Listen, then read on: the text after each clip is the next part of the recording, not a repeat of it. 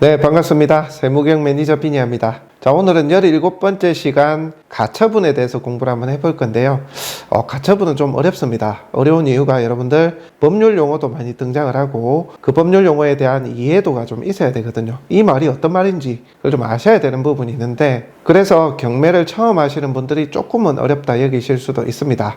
그렇지만 여러분들 몇 가지 용어만 좀 배우면 된다 생각하시고 천천히 좀 따라와 주시면 좋을 것 같고요. 특히 가처분은 선순위는 당연히 입찰에 주의하셔야 되겠지만 후순위 가처분도 여러분들이 신경 쓰셔야 될 게 있어요. 그래서 가처분을 특수물건으로 분류하기도 하는데, 저희가 경매 초보이신 분들에게 강의를 하는 프로그램으로 지금 하고 있다 보니까 이 가처분을 할까 말까 고민을 좀 하긴 했습니다. 그럼에도 일단 여러분들이 경매정보지에서 볼 수 있는 내용들이기 때문에 원리와 이유는 알아야 되지 않겠나, 그런 생각을 좀 하게 됐고요. 정말 깊이 있게까지는 몰라도 이 말이 어떤 말인지 그 정도는 좀 알아야 되겠다라는 생각으로 가처분도 여러분들에게 좀 설명을 드려보려고 했습니다. 며칠 동안 좀 고민을 했어요. 이 가처분을 초보분들한테 어떻게 풀면 좀 이해를 하실 수 있을까, 그런 고민도 좀 했는데, 사실 이 범위를 놓고 보자면 너무 광범위하기도 하고 좀 어렵거든요. 그래서 일단 최소한의 것만, 자주 등장하는 것 위주로만 좀 한번 해보자 해서 이렇게 만들게 됐습니다. 조금은 용어도 생소하고 어려우실 수가 있을 텐데요. 그 용어나 단어들을 그렇게 많이 섭렵해야 되는 건 아니니까 하나하나 보시면서 좀 같이 따라와 주시기 바랍니다. 자, 가처분은 두세 강 정도 나눠서 설명을 드릴 거예요. 천천히 하나하나 좀 따라와 보시면서 어려우시면 다시 한 번 더 돌려보시면서 그 단어와 용어에 대해서 좀 이해를 해주시면 좋을 것 같습니다. 자, 그러면 강의 한번 시작해 보도록 하겠습니다. 네, 세상에서 가장 쉬운 무료 경매 강의 세무경 매니저 비니아입니다. 자, 오늘은 17번째 강의를 좀 해야 되는데요. 그 주제가 가처분입니다. 가처분. 저희가 이 가처분을 강의를 하려고 좀 여러 가지를 좀 생각을 해봤는데요. 이런 생각을 좀 해봤어요. 이 가처분이 사실은 특수 권리에 있는, 어찌 보면 특수 물건이라고 좀 볼 수 있는데, 이것을 기초 단계에서 과연 설명을 드리는 게 옳을까, 그런 생각을 좀 해봤어요. 특히 여러분들 경매 초기에 지금 경매를 처음 이제 배우면서 하나하나 알아나가고 밟아나가고 있는 단계일 텐데, 이 가처분이 포괄적 의미에서 보면 조금은 어려울 수 있거든요. 말소 기준 권리 이전 이후라도 기존에 저희가 설명드렸던 내용하고 조금 상반되는 내용도 있고, 또 이 가처분이라는 것이 경매정보지도 봐야 되고 등기부등본도 봐야 되는 경우가 많거든요. 그래서 경매를 처음 하시는 분들이 사실은 등기를 제대로 본 적도 없을 텐데 이걸 같이 설명을 한다는 게 과연 맞을까, 그런 생각을 좀 해봤어요. 그리고 설령 등기를 본다 하더라도 법률 용어들이 많이 등장을 하게 되거든요. 가처분은 단순히 가처분만 보는 게 아니라 이 가처분의 원인도 봐야 되다 보니까 어려운 법률 용어나 이런 것들에 대한 이해도 조금 있어야 이 전체 사이클이 조금 이해하고 좀 받아들여질 수 있는 그런 거거든요. 그래서 좀 고민을 많이 했어요. 가처분 하지 말까? 이런 생각도 좀 하다가 그럼에도 가처분이 간간히 또 등장하긴 할 텐데 그런 걸 또 모르고 지나치는 것도 또 안 맞다는 생각이 들어서, 그래서 결론은 되도록이면 좀 쉽게 설명을 해보되 좀 많이 등장하는 가처분, 그런 것들 위주로 조금 설명을 드리고, 가처분이 어떤 거고 또 법률적 용어 등장하는 이게 어떤 내용인지에 대해서 조금 가볍게 좀 설명을 드리려고 합니다. 여러분들 경매 초기에 조금 어려우실 수 있는 게 일단은 법률 용어예요. 법률 용어. 이 법률 용어라는 것이 사실은 아주 간단한 의미인데 한자어가 많이 들어가거든요. 사실 법전도 대부분이 한자다 보니까 일단 말 자체를 이해하기가 조금 어려워요. 그래서 여러분들이 이 가처분에서는 자주 등장하는 것만, 이게 이 내용이구나, 이게 이런 말이구나 정도를, 적어도 몇 단어 정도는 확실히만 좀 이해를 하시고 넘어가시면 기본적으로 가처분이 진행되는 이 이유에 대해서 여러분들이 아실 수가 있는 거거든요.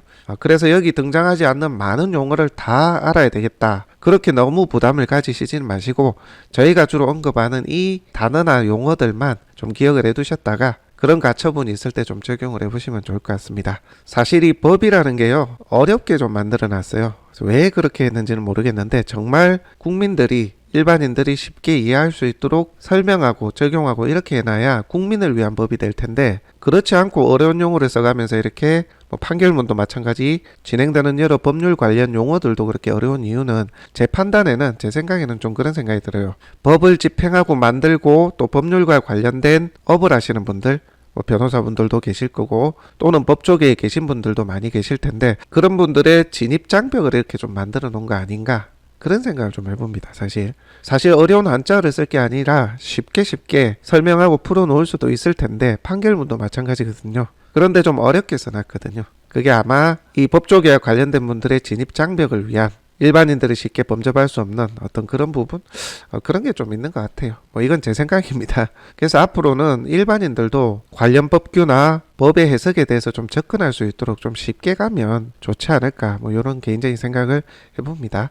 예를 하나 좀 들어볼게요. 가처분에 대해서 오늘 저희가 설명을 드릴 건데, 자, 이 내용 한번 보겠습니다. 소유권 말소 등기 청구권을 피보전 권리로 한 처분금지 가처분. 이 말이 좀 어렵잖아요, 그죠? 지금 어려운 게 3개, 4개가 나와요. 소유권 말소 등기 청구권, 피보전 권리, 처분금지 가처분.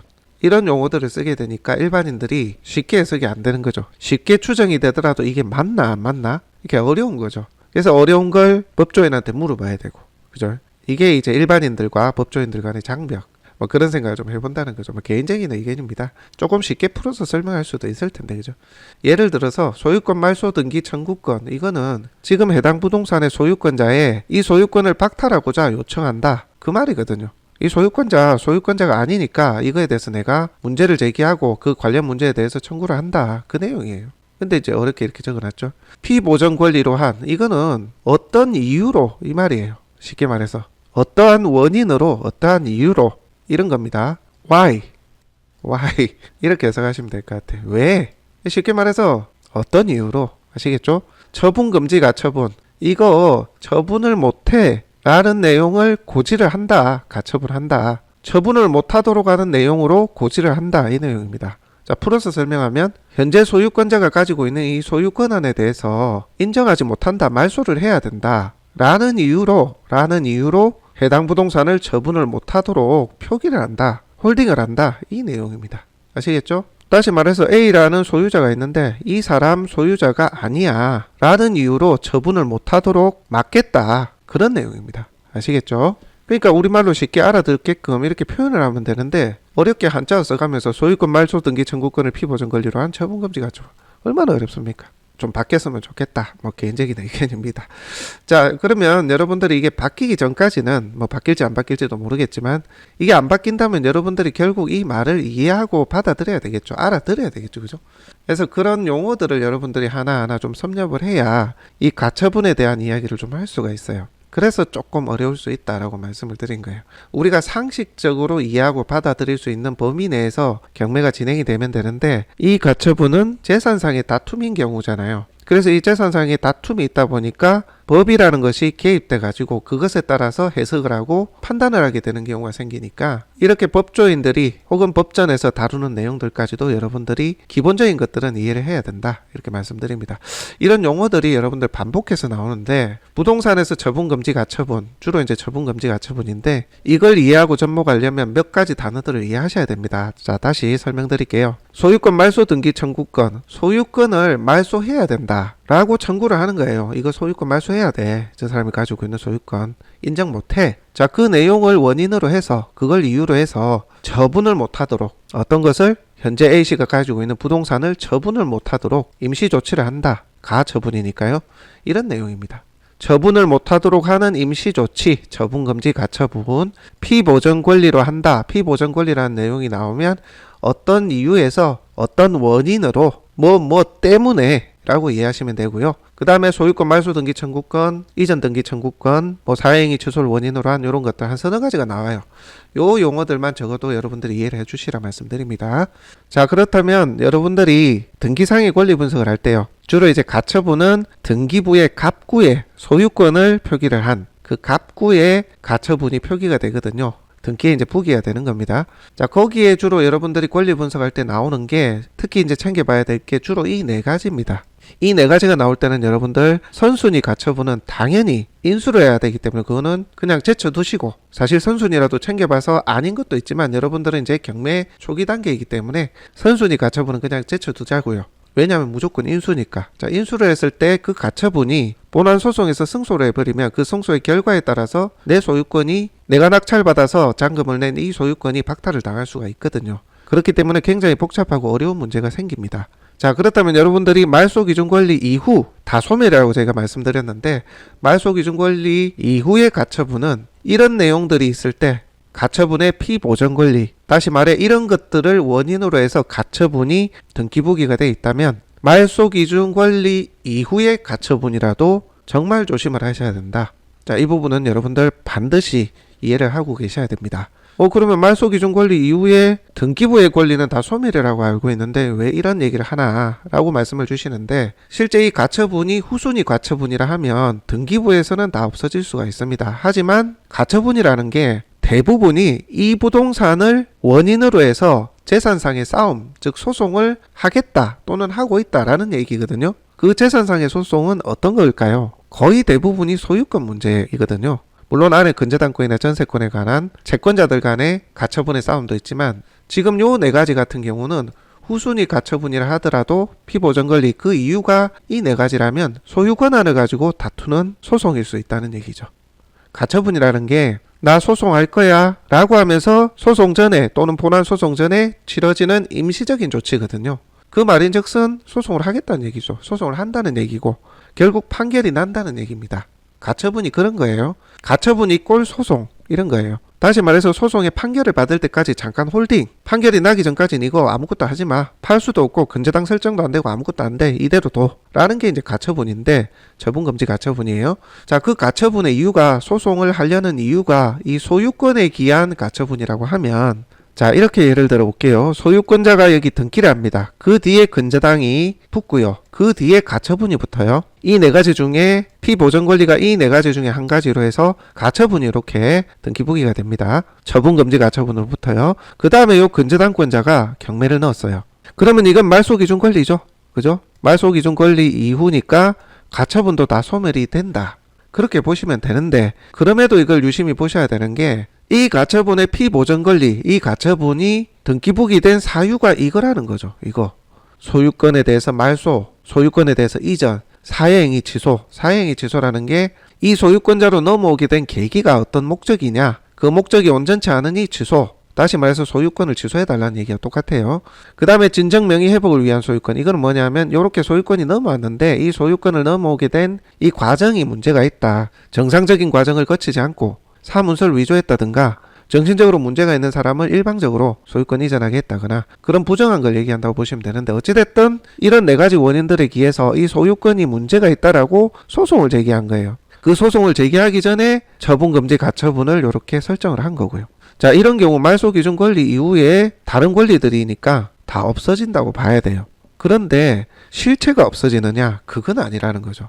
자, 경매로 넘어가가지고 C씨가 낙찰을 받아서 잔금을 냈어요. 그러면 이 소유 권한은 다 없어지죠. 근저당 가처분, 경매 기입 등기 다 없어지고 깨끗하게 나는 소유권을 이전 받습니다. 등기를 하게 되면 내 권리가 되죠. 그런데 지금 어때요? 이 소유권자하고 이 가처분권자가 소송으로 다툴 수 있겠죠. 소송으로 다투고 나서 판결이 만약에 이 가처분권자에게 손을 들어줘서 이전에 이 소유권자의 소유권한이 합당하지 않다라고 판결이 된다면, 이런 것들이 인정이 된다면 이 소유권한은 박탈당한다. 그러면 이 박탈된 소유권한에 기해서 근저당 설정이 되고 돈을 빌려줬다는 얘기죠. 실체가 없는, 소유권한이 없는 소유권자한테 근저당 설정을 하고 돈을 빌려주고 그것에 기해서 경매가 됐다는 거죠.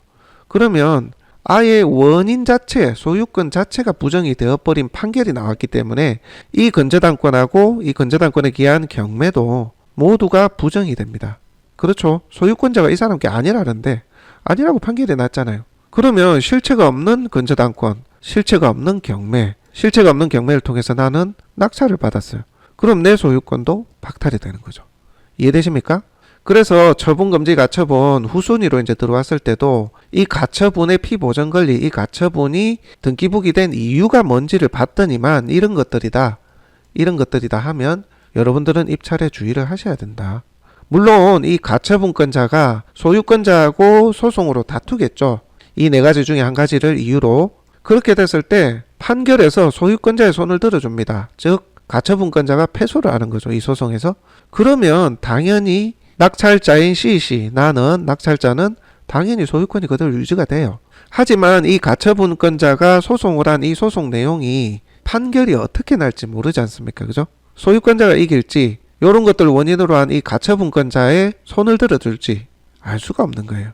그래서 후순위 가처분이라 하더라도 이 네 가지를 원인으로 해서 피보전 권리로 해서 처분금지 가처분이 됐다 하는 것은 현재 소유자 또는 채무자로 나와 있는 이 소유권자가 자칫 진짜 소유자가 아닐 수도 있는 소송에 휘말려 있다. 그렇게 이해하시면 됩니다. 아시겠죠? 그래서 이 부분을 정말 조심을 해주셔야 된다. 이 네 가지는 꼭 머릿속에 기억을 좀 해두십시오. 이 네 가지가 들어오면 근저당보다 빠른 선순위는 당연히 입찰하시면 안 되고요. 설령 말소 기준 권리보다 늦은 후순위 가처분이라 하더라도 이 네 가지가 있으면 여러분들은 입찰에 정말 신중하시라 말씀을 드립니다. 오히려 경매 초보이신 경우는 이 피보전 권리를 통해서 소송이 어떻게 진행되고 있는지 내용들을 찾아보시기가 어려우실 거기 때문에 만에 하나라는 게 있기 때문에 그냥 입찰을 안 하시기를 좀 당부드립니다. 아시겠죠?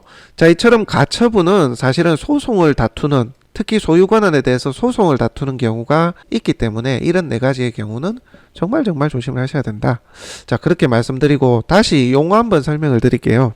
자, 소유권 말소 등기 청구권, 이거는 뭘까요? 이 소유권자의 소유권을 박탈해 주세요, 말소해 주세요 라고 청구를 하는 거예요. 그게 소유권 말소 등기 청구권입니다. 주로 어떨 때 생기냐면 A씨하고 B씨하고 매매 계약을 합니다. 그죠? 자, A씨가 사는 사람, B씨가 매도인, 파는 사람. A씨가 사는 사람이에요. 자, 매매 계약 체결을 합니다. 자, 계약금 주고 중도금 주고 잔금을 주겠죠. 그죠? 자, 계약금하고 중도금까지는 줬어요. A씨가 B씨한테. 근데 잔금을 아직 못 줬어요. 그런데 어떤 이유에서인지 서로 합의에 의해서 B씨가 A씨에게 소유권한을 이전을 먼저 해줍니다. 근데 A씨가 잔금을 안 주네? 이런 경우. 자, 이런 경우는 A씨에게 이미 소유권이 넘어왔죠. 자, 소유권자가 A씨로 넘어왔습니다. B씨에서. 근데 잔금을 안 주니까 이 B씨가 소유권 말소 등기 청구권에 기한 처분금지 가처분을 신청하게 됩니다. 이 소유권자 A씨가 또 C나 D한테 못 팔라고, 팔지 말라고 그렇게 등기부등본에 부기등기를 하게 됩니다. 그러고 나서 소송으로 다투는 거예요. 소송은 이제 시간이 길게 걸리니까 임시로 처분하지 못하게 가처분을 한다는 거죠. 임시 처분입니다. 어떤 처분? 처분금지 가처분. 주로 처분금지 가처분을 많이 해요. 자, 처분금지뿐만이 아니라 이 가처분은 뭐 몇 가지가 더 있어요. 방해금지 가처분도 있어요. 통행방해금지. 통행을 방해할까봐 미리 방해를 못하도록 방해금지 가처분을 할 수 있고요. 그 다음에 입주 방해금지 가처분도 있어요. 그것도 입주를 방해 못하도록 하는 그런 가처분. 지역주택조합하고 건설사하고 조합원들 간에 분쟁 생길 때 입주를 하는 것을 막는 걸, 방해하는 것을 못하도록 가처분을 하는 것. 그런 것도 있죠. 근데 여러분들 등기부등본으로 권리 분석을 할 때는 대부분이 방해금지가 아닌 처분금지 가처분이에요. 소유권에 대해서 처분을 하지 못하고 임의로 매매나 증여나 뭐 전세권이나 저당권이나 임차권이나 이런 걸 설정하지 말라고 하는 처분금지 가처분입니다. 자, 계속 설명드릴게요. 소유권 말소 등기 청구권은 현재 가지고 있는 소유권자 이 소유권에 문제가 있다. 이거 말소해줘, 없애줘, 이전으로 되돌려줘 라고 소송을 하기 위한 처분금지 가처분이 들어간다. 그렇게 보시면 됩니다. 어떨 때 소유권 말소 등기 청구권을 피보전 권리로 한 또는 소유권 말소 등기 청구권을 원인으로 한 처분금지 가처분일 때는 그 내용이다. 아시겠죠? 그러니까 요 용어만 아시면 되겠죠. 소유권 말소 등기 청구권이 이런 거다. 소유권자의 권리에 대해서 말소를 하고 이전으로 되돌려야 된다. 그 요청을 하는 겁니다. 자, 그러면 다음 보겠습니다. 소유권 이전 등기 청구권. 이건 뭐냐면 똑같이 설명드릴게요. A씨, B씨가 있습니다. 자, 여기가 파는 사람, 여기가 사는 사람이에요. 자, 매매 계약 체결을 합니다. A씨가 계약금 주고 중도금 주고 잔금을 줬습니다. 근데 등기 이전 서류를 B씨가 A한테 안 줘요. 차일피일 미루면서. 이럴 때는 어떻게 하겠어요? 자, 현재 파는 사람이 소유권 이전 안 했죠. 그러면 현재 소유권은 B씨입니다. B씨. 자, 원래는 A씨한테 소유권을 넘겨줬어야 되죠. 근데 안 넘겨주는 거죠. 돈 다 줬는데도. 이럴 때 A씨가 소유권 이전을 해줘 라고 청구를 하는 거예요. 아시겠죠? 그러면 어떻게 되겠습니까? 소송으로 다퉈서 A씨가 이기면 이 소유권이 B씨가 아닌 A씨로 바뀌겠죠. 이렇게 되는 거예요. 근데 B씨를 통해서 근저당이 되고 경매가 되고 이 소유권자 B씨의 권리에 기해서 누군가 낙찰을 받았다. 이러면 모든 것이 인정이 안 될 수 있는 거죠. 아시겠죠? 자, 가처분이 말소 기준 권리보다 늦다면 등기에는 없어진다고 했어요. 하지만 소송이 남아있다. 당사자들 간에. 그 소송의 결과에 따라서 내가 잃을 수 있기 때문에 이것도 조심해야 된다. 뜻은 현재 소유권자의 이 소유권이 문제가 있으니 소송하는 내 가처분권자죠. 가처분권자가 가처분 걸고 소송을 할 거기 때문에 내가 가처분권자인데 내가 이런 이유로 소유권을 현재 B씨에서 나에게 넘겨주세요 라고 소유권 이전을 요청하는 청구다. 그렇게 보시면 되고요. 자, 사회행위 취소를 원인으로 사회행위라는 것이 이런 거죠. 대표적으로 소유권이 지금 B씨에게 있어요. 근데 이전의 소유권자가 A씨입니다. A씨인데 어떤 이유에서인지 소유권이 B씨한테 넘어왔어요. 자, 넘어왔는데 C라는 채권자가 있습니다. 돈을 받을 사람이 있어요. 이 A한테. 그래서 차일피일 돈을 안 주고 하니까 이 사람의 재산에 대해서 가압류를 하려고 했어요. 이 사람이 재산이 있어서 부동산이 있었을 거 아닙니까? 근데 B라는 사람이 A의 와이프입니다. A의 와이프인데 소유권을 B한테 넘겨줬어요. 어떻게? 적법한 방법이 아닌 이 C의 채권 회수를 위한 이 목적을 회피할 의도로 B에게 소유권을 임의로 넘겼을 때, 그럴 때 이 B가 가진 소유권은 무효다라고 해서 사회행위 취소를 원인으로 한다라고 합니다. 사회행위라는 것은 개인의 특정한 목적으로 재산을 그냥 빼돌리는 거, 그렇게 이해하시면 될 것 같아요.